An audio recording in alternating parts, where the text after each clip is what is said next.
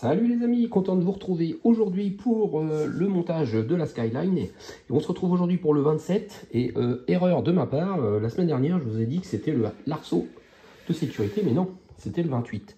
Le 27, c'est tout simplement les ceintures de sécurité avec 4 vis à mettre. Ça va être super long comme épisode. Je pense qu'il ne va pas y avoir que le 27. Bon bah allez, on verra bien. C'est parti.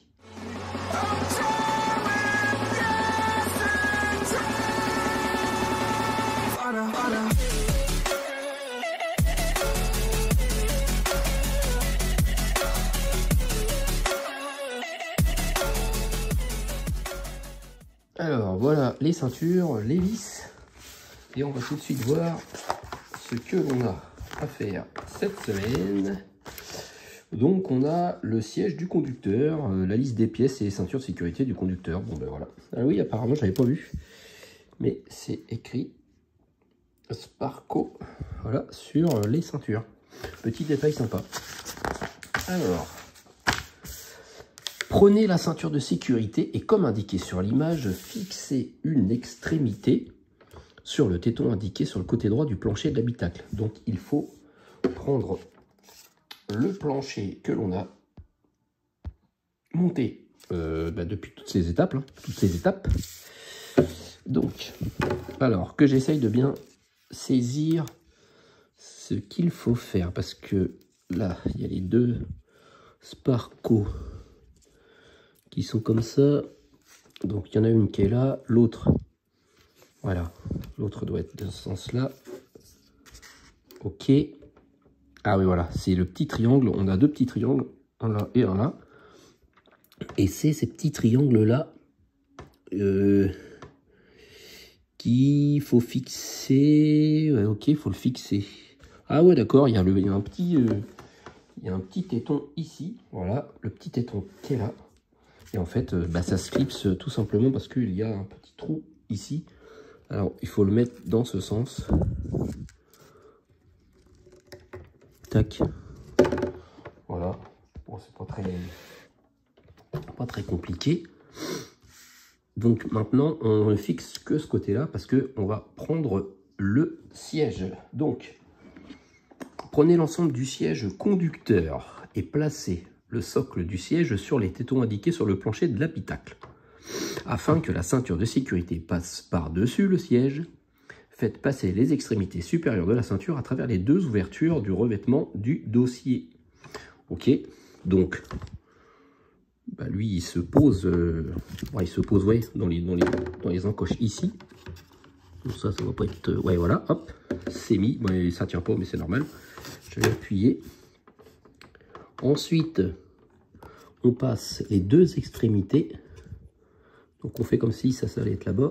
Donc on a celui-là, c'est le côté droit. On le met à l'intérieur du siège dans le bon sens pour que l'on voit le Sparco. Il veut pas. Bon, il voudra tout à l'heure parce que là je veux tout tenir, mais du coup j'arrive pas à le mettre bien droit. Allez, tourne-toi. Voilà. Donc c'est comme ça. Et après on a le deuxième.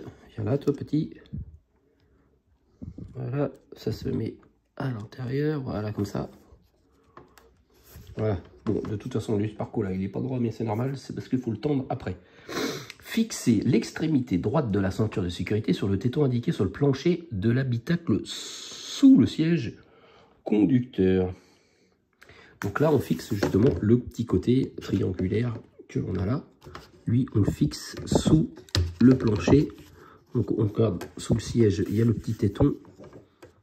Et on essaye de le fixer là parce que du coup, c'est un bras tendu. C'est un bras tendu. Alors que j'essaye de mettre ça bien dedans. Tac, on a entendu. Et après, je vais le tourner pour qu'il soit dans le bon sens. Voilà. Et là, le siège, je vais essayer de le mettre dedans dans les petites encoches. Ouais, voilà. Là, il est maintenu dans les encoches. Voilà. Donc ça se met ici. Ça se met là. Ça dans le bon sens. Voilà. Ça donnerait un truc dans ce genre-là. Ok. Pour l'instant, pas de vis, rien. Maintenant, attachez les extrémités libres de la ceinture de sécurité du conducteur sur les tétons indiqués sur le plancher derrière le siège du conducteur. Oui, d'accord. En fin de compte, maintenant, il y a deux autres tétons. Quand on se met comme ça, on va peut-être les voir. Voilà, on les voit ici. Je vais zoomer. Voilà, on les voit bien. Et là, du coup, ben, c'est pareil, on a les deux à mettre. Alors, le problème, c'est que vu que le siège, il n'est pas fixé pour l'instant, on ne peut pas, parce que si on fixe, forcément, on ne peut pas soulever. Alors, je vais essayer de le reculer. Voilà, c'est plus simple. On ne peut pas soulever et clipser les petites ceintures. Parce qu'après, tout sera maintenu en fixant le siège. Ça ne pourra plus bouger. Voilà, on les met comme ça. On les oriente bien dans le bon sens. Tac, tac. Voilà. Bon, ça tient comme ça. Positionnez le siège du conducteur sur le plancher afin d'aligner les orifices du socle du siège avec ceux du plancher de l'habitacle, comme indiqué sur le zoom. Donc là, on le met bien dans son emplacement. Et du coup, les vis, utilisez les 4 vis AP pour fixer le socle du siège du conducteur sur le plancher de l'habitacle. Donc maintenant, il n'y a plus qu'à bien mettre le siège dans ses encoches, voilà, comme il est actuellement. Et après, par en dessous, on met les 4 vis AP. On se retrouve juste après. Voilà, les 4 vis sont mises et ça y est. Là, le siège, il tient bien. Voilà, on voit que ça bouge, c'est normal, mais ça bouge pas. Et du coup, voilà, on a les petites ceintures avec le petit détail du petit Sparco. C'est assez sympa. C'est dommage que c'est pas plus tendu comme ça, qu'on voit mieux. Mais il faudrait installer quelqu'un dedans.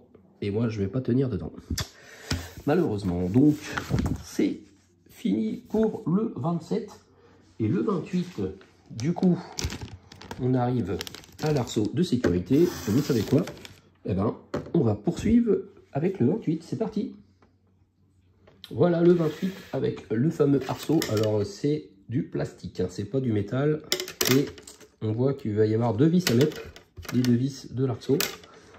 Donc, autant vous dire que ça va être encore un numéro super rapide. Alors, liste des pièces, l'arceau de sécurité. Ça, c'est bien, par contre, c'est qu'on le met déjà en place sur l'habitacle. Donc ça, c'est cool parce que ça fait vraiment avancer visuellement. Quand on regarde cette pièce-là, du coup, elle va avoir un peu plus de tronche. Alors, par contre, il faut faire attention parce qu'en haut, il y a une encoche, mais l'encoche, elle est que d'un côté. Et il faut qu'elle soit orientée vers l'arrière. Parce que forcément, après, de là, je pense qu'il va y avoir d'autres arceaux qui vont passer. Donc on introduit les extrémités de l'arceau de sécurité dans les 2 orifices du plancher de l'habitacle devant les sièges des passagers. Donc ici on voit, il y a, on voit, enfin, moi je le vois, vous le voyez peut-être pas bien, on voit pas bien, mais aussi voilà, on voit qu'il y a un trou ici et il y a le même par là-bas, voilà, là on le voit ici. Et en fait, bon, c'est pas compliqué, l'arceau se met dedans, ça rentre. Nickel. Voilà. On fixe l'extrémité droite sur le plancher à l'aide d'une vis EP. Et après, on fixe l'extrémité gauche. Voilà. Ça, c'est histoire de faire des étapes. Voilà, mais il y a juste 2 vis à mettre en fait. Bon, bah allez, je fais les 2 vis, on se retrouve juste après.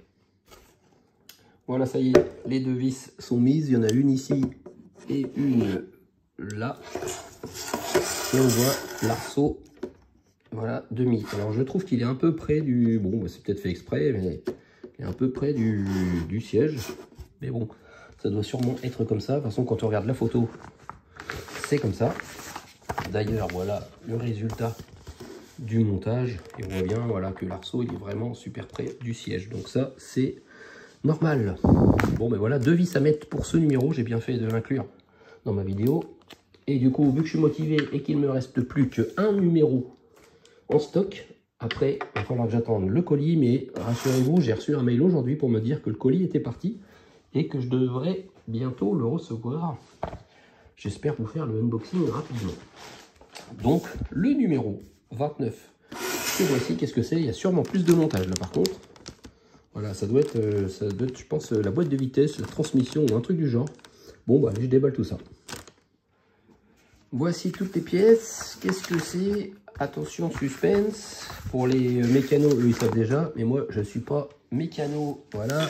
C'est une boîte de vitesse. J'avais quand même un peu raison, mais ça aurait pu être la transmission. Ça ne m'aurait pas étonné, alors que ça se trouve, c'est pas du tout ça. Mais bon, c'est pas grave, hein, chacun son boulot. Donc, c'est la boîte de vitesse. Alors, la boîte de vitesse va se fixer forcément sur le moteur. Donc, je vais tout de suite aller chercher le moteur. Voilà, c'est bon. J'ai récupéré le moteur. Le voici. Maintenant, on va procéder au montage. C'est parti. À mon avis, il y a un peu plus de choses quand même, parce qu'on voit qu'il y a un paquet de vis. Donc voilà, c'est un numéro qui va durer un peu plus longtemps que d'habitude. Donc on aligne le starter du moteur avec l'orifice indiqué sur la partie inférieure de la boîte de vitesse. Donc déjà, il faut prendre la boîte de vitesse. Donc c'est pas ça. C'est celui-là. C'est celui où il y a une embase arrondie. Alors ça revient dans ce sens. Et on prend cette petite pièce-là. Ce petit cylindre que l'on va mettre en haut. Il y a un tout petit trou. On voit qu'il y a une forme qui correspond à la petite forme ici. Et en fait, on le met comme ça. Ça doit rentrer que dans un sens forcément, parce qu'il y a l'empreinte. Alors, il faut essayer de bien la mettre parce que là, du coup, voilà. Ça fait un truc dans ce genre-là. Et on met une vis AP ici. Voilà, ça y est. La vis est mise. C'est bien fixé.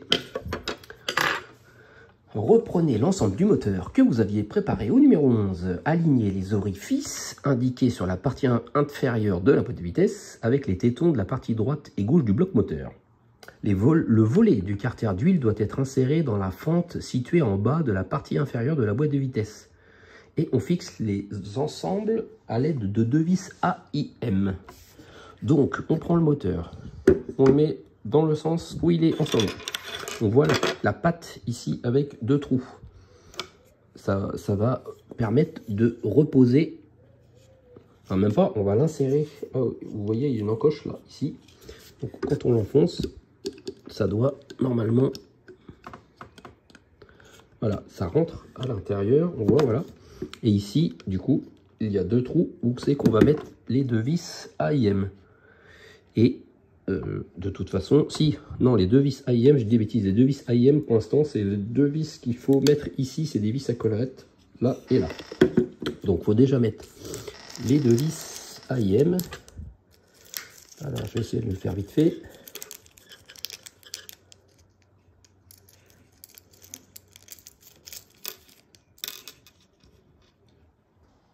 Hop, alors, la petite vis, elle est ici.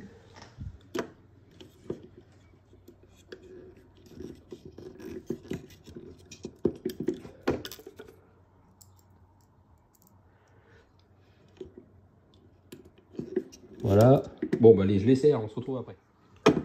Voilà, ça y est, les deux vis AIM sont mises et maintenant du coup il y a deux vis EP à mettre justement ici en bas dans les deux trous.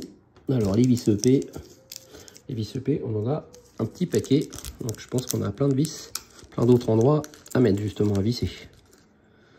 Alors, est-ce que ça va être plus rapide ? Bah déjà c'est plus confortable à visser parce que visser ces deux vis là c'est chiant, il faut essayer de tenir le bloc moteur mais il y a tout qui se démonte.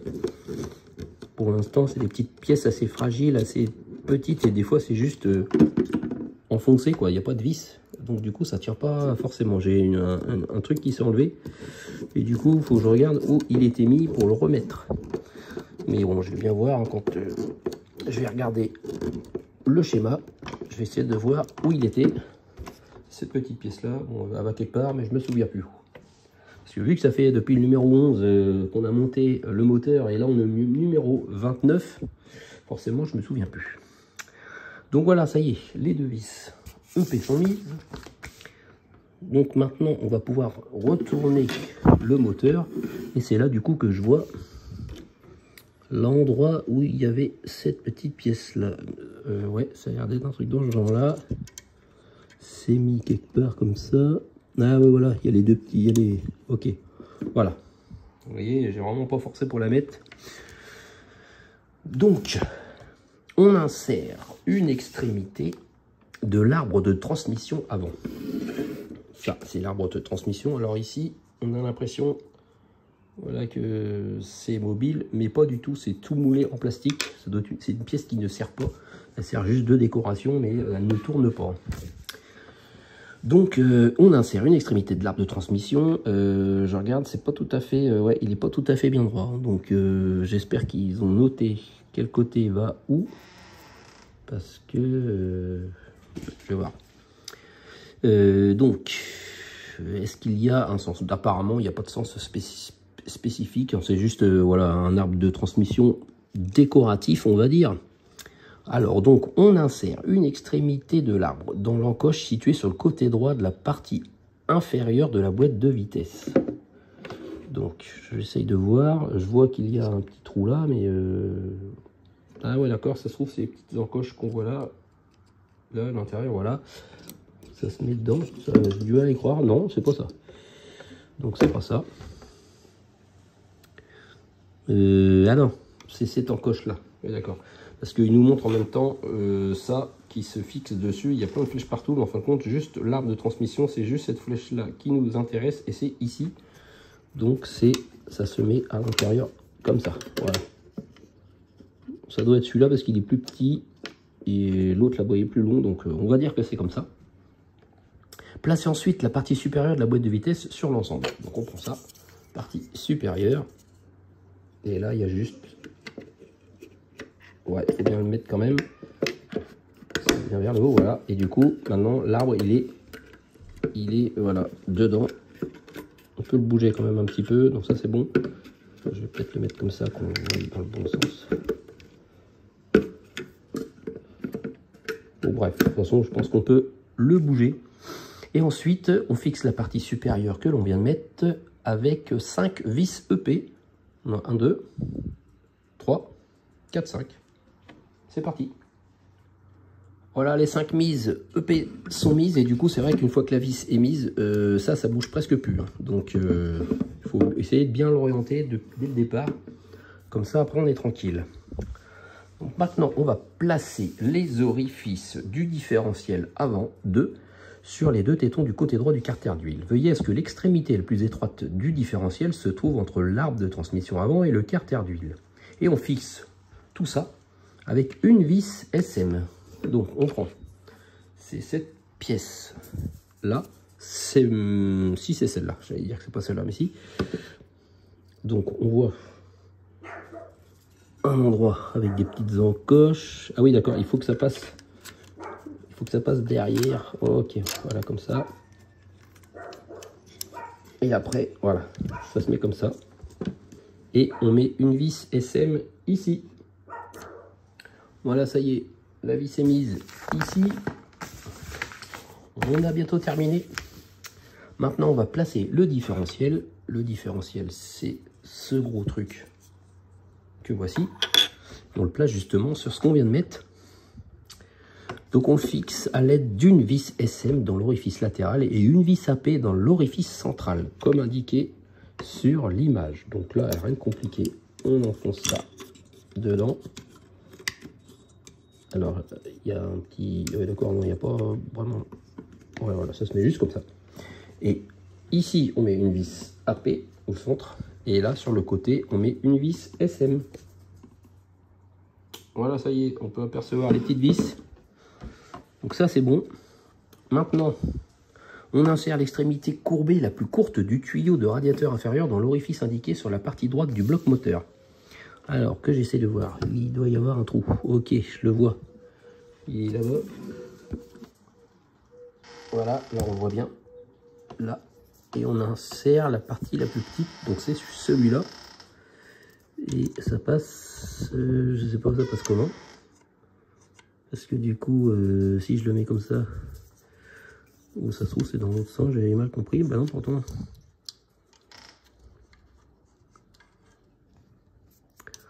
J'avoue que les explications, elles sont pas ouf. Si, ça doit être ça. Ça doit être un truc dans ce genre-là.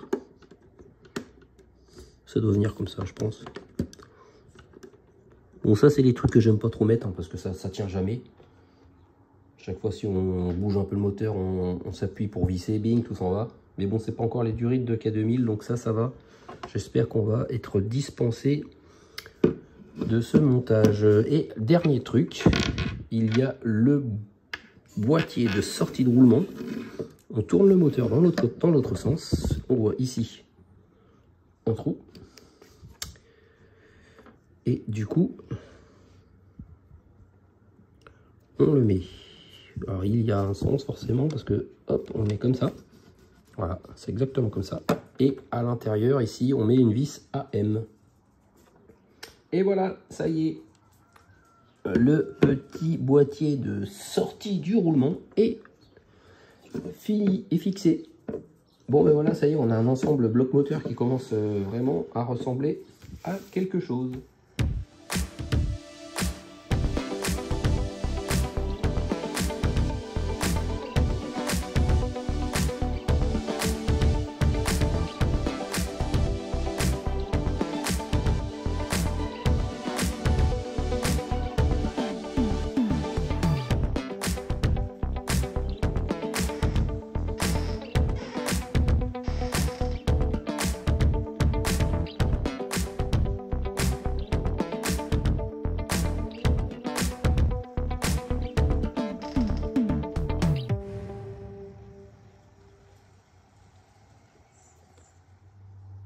Bon voilà les amis, ça y est, j'ai terminé les 3 numéros, le 27, le 28 et le 29.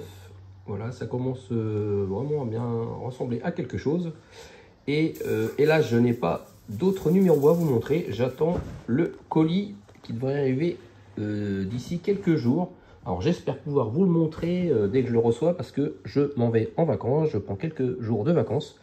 Donc si je le reçois avant de partir, je vous fais la vidéo très rapidement. Sinon, on se retrouve d'ici quelques semaines pour la suite du montage quand je serai rentré. Voilà, passez de bonnes vacances si vous avez aussi la chance de pouvoir en prendre un peu. Et sinon, passez des bonnes semaines, travaillez bien et on se retrouve très vite pour la suite. Allez, salut, salut!